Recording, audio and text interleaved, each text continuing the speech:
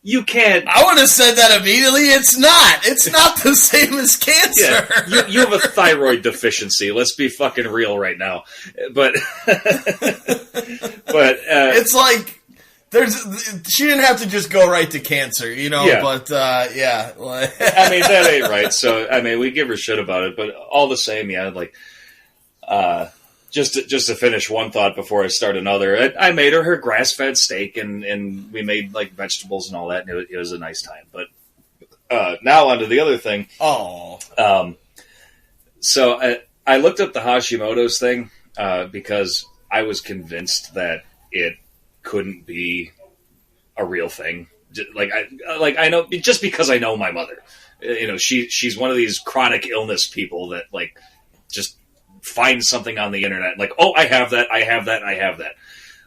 But I did look it up, and it's actually a common thing. So I'll eat my own fucking shoe on that one.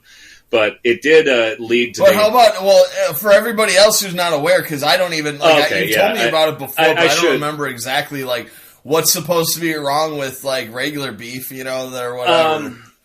I mean, I couldn't find specifics on that. I guess it's a person-to-person basis as far as like what you can do to counteract the symptoms. I guess people just get like muscle aches and just, you know, they just feel shitty if they eat like non-healthy foods and stuff.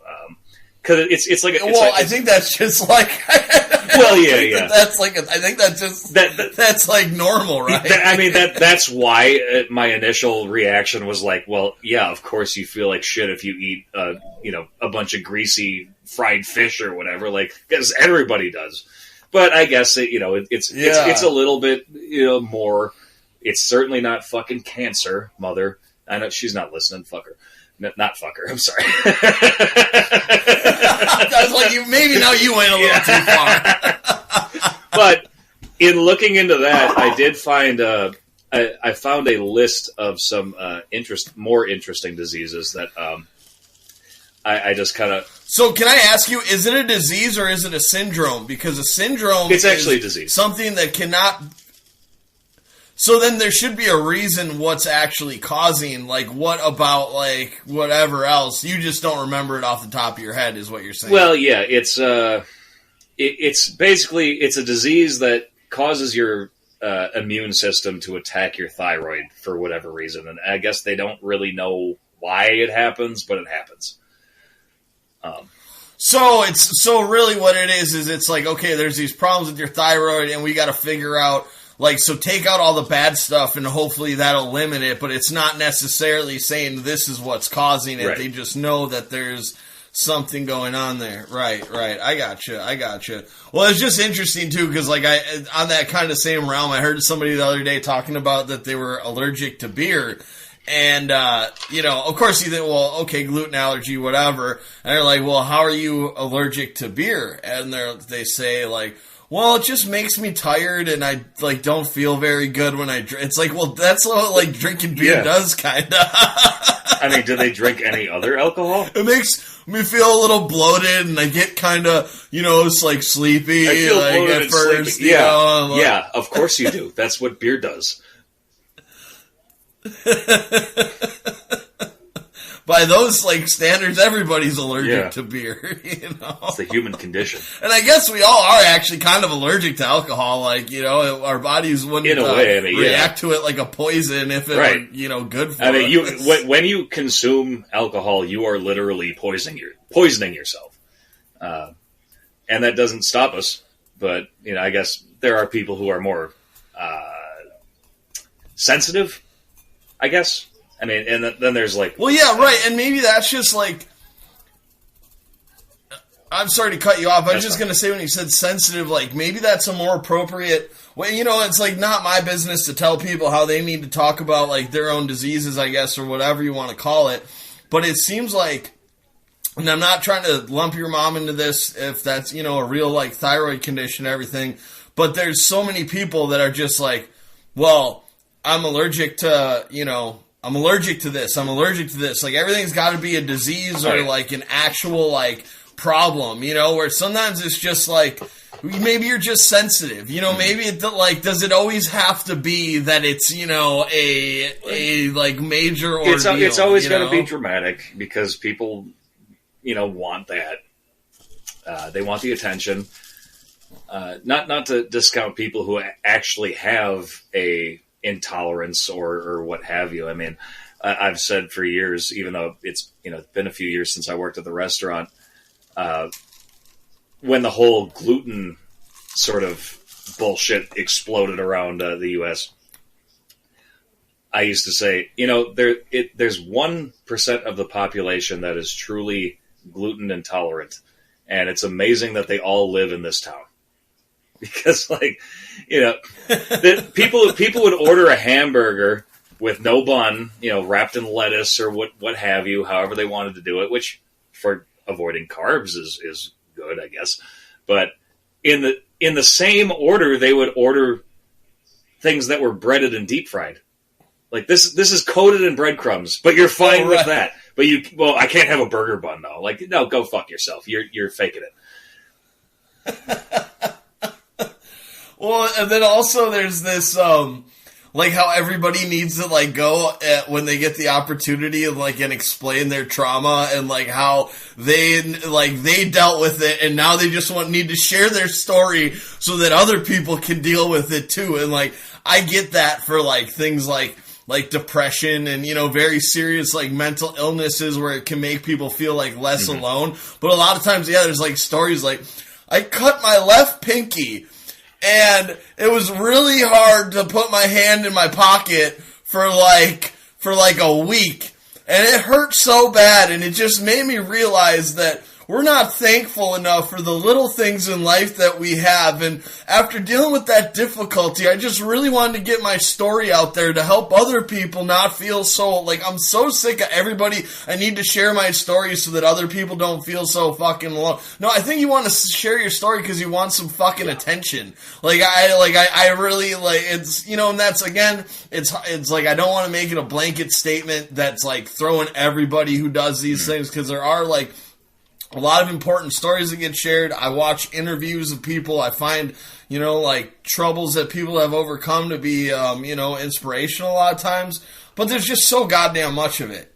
You know, there's just so fucking much of it. And it's just, it's like losing any sort of realness. Like, anytime I hear these stories anymore, and I almost, like, can't listen to NPR, like, half the day, like, as much as I used to. It gets bad. Because it's, like, so inundated with stories like that as well, you know? Honestly, I stopped listening to NPR probably, like, 6 months ago, just because I couldn't handle it anymore. I mean, a lot of it was, especially 6 months ago, it was either COVID or what is Trump doing? And it's like, I don't want to hear about either of these fucking things anymore.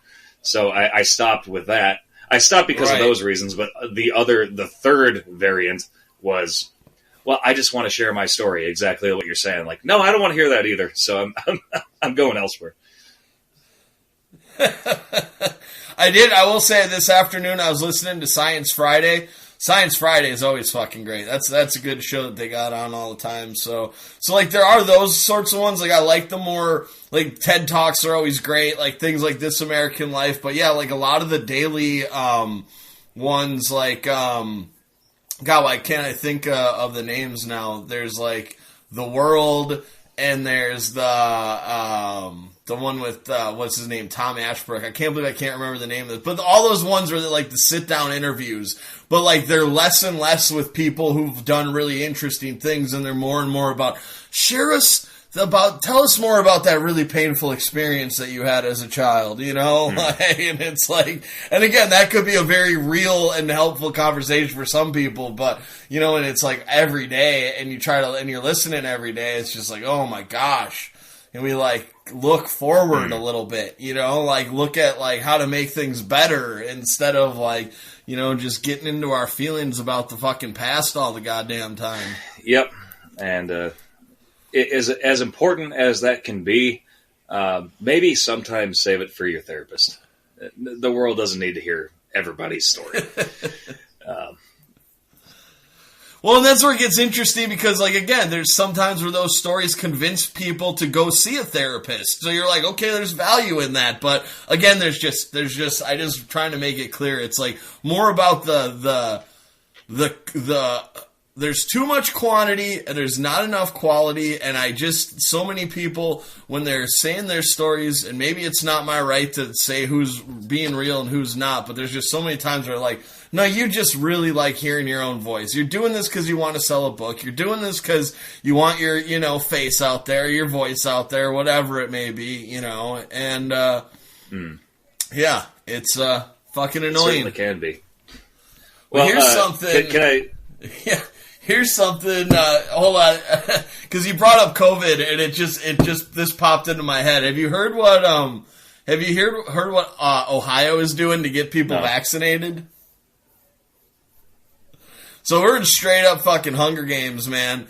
They're giving away $1 million every week to people for 5 weeks to people who go get, like, if you get vaccinated, you get entered into a lottery, and then they're giving away a fucking $1 million every week. They're going Publishers Clearinghouse with this shit? It's not good enough just to do it for the sake of humanity. They're using the format of Publishers Clearinghouse so people get a fucking vaccine. And it's so fucking bad that that's what our society is we can get people to do this and we give away money, like, not out just because it's the right thing to do, and that it's like, will help, like, people, be protected and, help us get out of this crisis. No, I'll do it because they're giving away $1 million.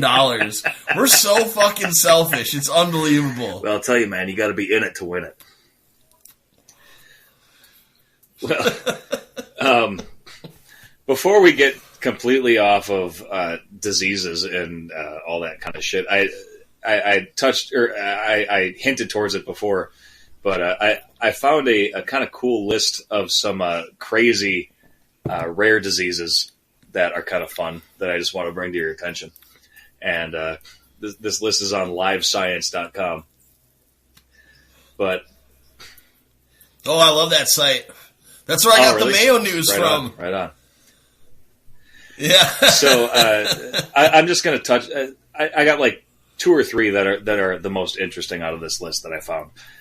There's apparently this thing called alien hand syndrome, where apparently it can affect any limb, but it's usually it involves your hand, where there are involuntary movements of your hand that seem purposeful or functional, but the person is not controlling their hand, like in these movements. And a lot of times the people feel like that limb is not part of their body. So that's fun. That would be, wow. That's interesting. Wow. I like that one.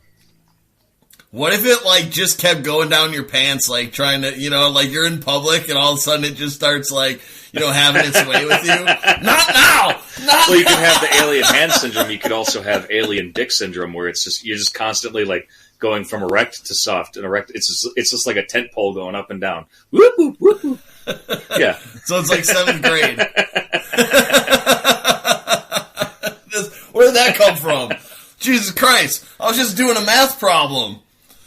That's all I was doing. I guess that 8 was so nice and curvy. It got some thoughts going in my mind or something, But, so number 2 is, these get less fun as they go, but they're still interesting.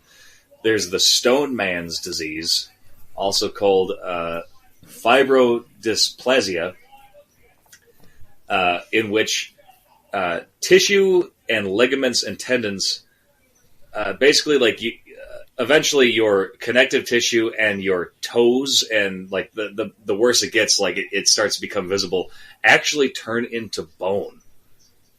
Like it's like your skeleton starts growing, like it starts absorbing the rest of your tissue until you become just a living skeleton, which is fucking spooky. That's fucking spooky. What the fuck? You got any pictures? Well, I'm sure there'd be some on the internet. I'm sure I could find some, but so that right, yeah. I was just curious if you had seen what it looked like at all. That's fuck. creepy. I kind of it's a little bit Halloweenish. Very. I just think of, at least this person has